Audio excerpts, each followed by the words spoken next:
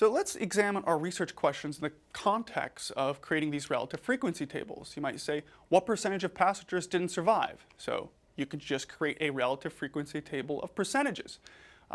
In terms of the question, what proportion of passengers were in the upper class? You could, for example, create a relative frequency table of proportions, or maybe you want percentages if you want to display that to an audience who might understand percentages more than proportions. In terms of the other research question, how many women were on the Titanic, you might create a frequency table of counts. So you can see that these research questions are quite easily answered through a collection of data and then this kind of basic analysis where you create a table of counts, proportions, or percentages. Now, besides tables, it's often useful to visualize a categorical variable. So to really visualize a single categorical variable, it's very common to either use a bar graph or a pie chart. Bar graph is usually preferred by statisticians. A pie chart is thought to be somewhat misleading.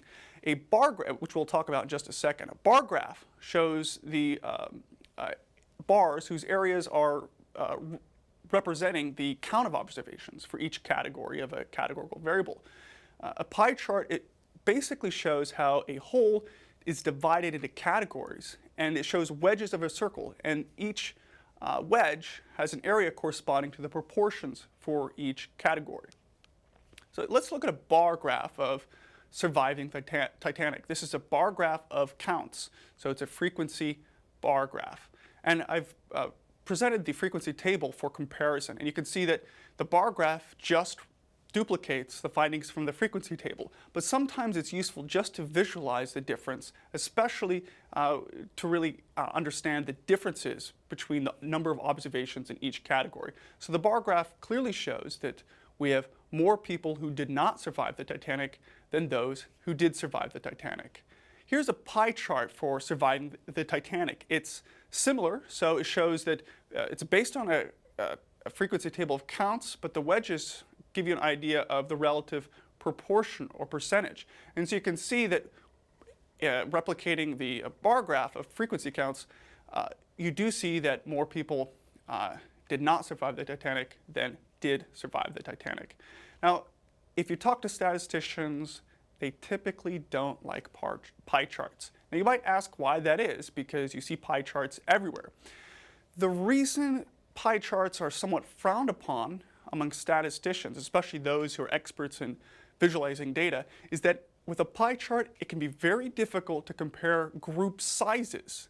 And the idea is that you don't really have a common benchmark. So in a bar graph, you can really easily compare the heights of the bars. With the pie chart, it can be pretty difficult to really compare the relative sizes, especially when the categories are pretty similar, the number of counts or the relative size of the counts, meaning the proportions or percentages.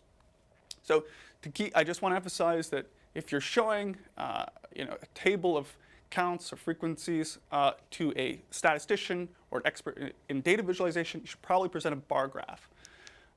So let's just examine this. So this is a bar graph of the counts for the different passenger classes on the Titanic. So on the Titanic, you had people in the lower, middle, and upper class. This is just based on how much you paid to be on the Titanic. And you can see that in the bar graph, it's quite clear that most people on the Titanic were in the lower class. And then the next highest category was really the upper class. You had more people in the upper class, and the middle class actually had the fewest number of passengers. On the pie chart, the difference between the middle and upper class, it can be it's almost impossible to distinguish.